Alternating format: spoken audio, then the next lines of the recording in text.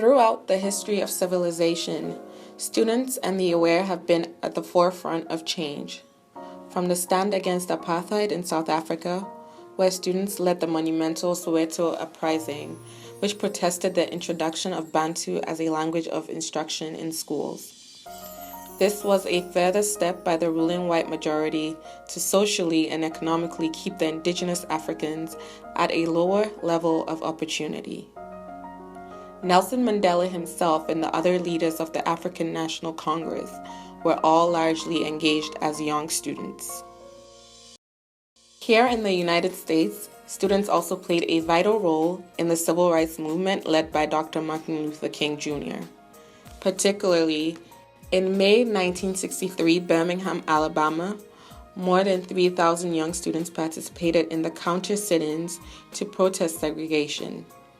As Claiborne Carson, director of the Martin Luther King Research and Education Institute at Stanford University, put it, Dr. King had never led a massive campaign of civil disobedience before, and there were not enough adults prepared to be arrested.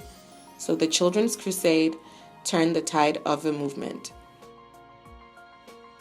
Modern ideas of sustainability came to being with the Brundtland Report, which defined it as the development that meets the needs of the present without compromising the ability of future generations to meet their own needs.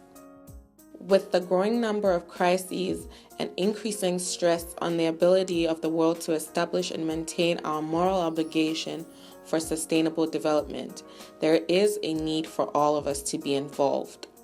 When people think about sustainable development, many times we think recycling, save the Amazon, CFC emissions, and the like. These are all true, but is it that simple? We fail to realize that at the core of sustainability lies socioeconomic development, thereby making social justice issues and civic engagement very vital pieces needed to solve the equation. With this realization, educational institutions have sought to introduce civic engagement within their structures and also into the curriculum. Civic engagement is defined as working to make a difference in civic life of our communities and developing the combination of knowledge, skills, values, and motivation to make that difference. It means promoting the quality of life in a community through both political and non-political processes. Young people are the future. They will shape and define the moral conscience of this nation. They will move us closer to the essence of unity, beyond the restraints of black or white, or rich or poor, to the higher moral ground of liberty and justice for all.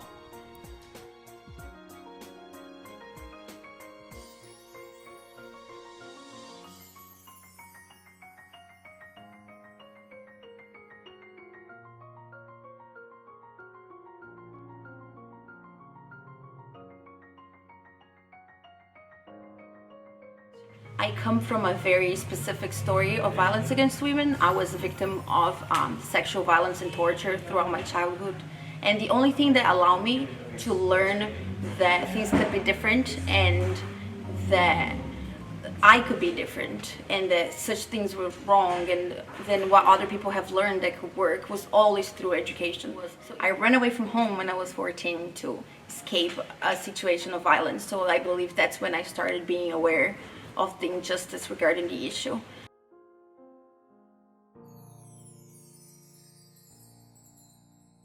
Rewarding. I spent 10 days with her in her house and I was just able to talk about all these different issues and learn about her own very strong history within activism and then just all her sacrifice and all her strength as a woman, especially in the decades where she was mostly active, was just very inspiring. So I went back to Brazil and I decided that I could do so much more and that's what I was going to do. I have always been involved with activism against violence against women, and that has always been through education. So either my personal education or then my own motivation. I would even say that I'm addicted to learning because it just motivates me very much and empowers me to help other people to do the same, because a real change depends on all of us, and that can only happen through, I'm not going to say enlightenment, but I'm going to say awareness and education.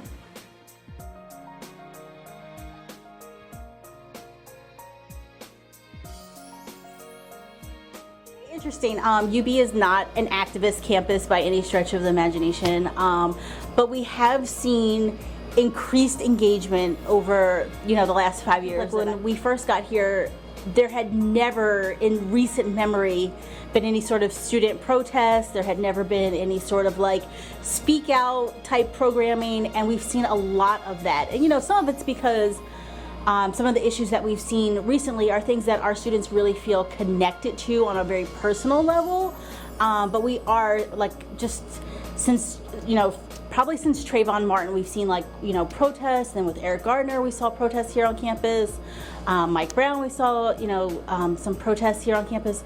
So it's really, you're seeing the level of engagement increase. And then not even on big scope issues like that, but even every year the amount of people that we have to come volunteer at our Martin Luther King Day of Service goes up. So we've gone, probably 5 years ago there might have been 400 people there. This past year there were over 650. We do all kinds of projects, from going to the local elementary school to paint a mural. Last year we had a huge project here on campus where we created these meal kits. We made over 40,000 meals that were donated to the local food bank. So there's a lot of great and amazing service that happens that day. I mean, it's great to learn about a lot of these things in your history books and in your political science classes and whatnot, but it actually needs to be applied. And I think like there's a great saying like all politics is local, and I think that definitely students need to see that being active and involved, it's great when we see these like great national and world issues, but sometimes it's just like, hey, I'm actually going to say something because I don't like the food in the dining hall, and I'm going to get 20 of my friends who also don't like the food in the dining hall together, and we're going to create some change. So, and I think when people see that being active and involved and engaged makes those changes on a very micro level, then they can extend it to a global or national level. At like Martin Luther King, when he started the Montgomery bus boycotts, he was 26 years old. When we look at Huey Newton, when he started the Black Panther Party, he was a college student. So I think a lot of people think, oh well, I'll do that when I get older, or I don't have any power as a college student, and that's not true at all. I mean, even those are, the big grand people that we look at. But I think a very interesting story is the mayor of Ithaca, New York. He's now the mayor, and he's like 25, 26 years old. But he started on his career path as mayor when he was a college student at Cornell. He was on the city council, So I think, people, people always say like, oh, well, I have to get my degree, and then I have to go on to law school, and then I'll do something to change the world. But what's stopping you from doing it now?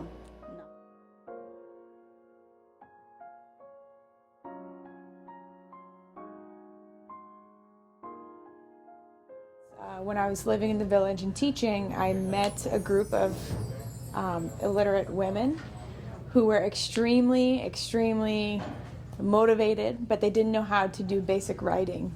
They couldn't even write their name.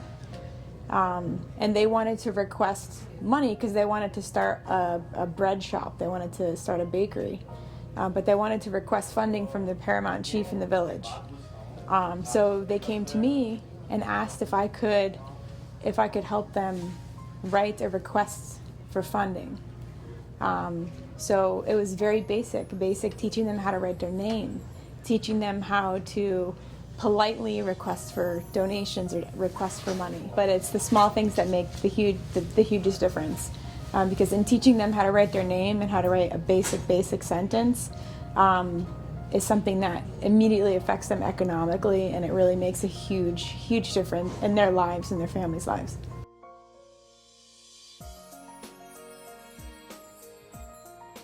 Spent a lot of time working on library development, electricity development.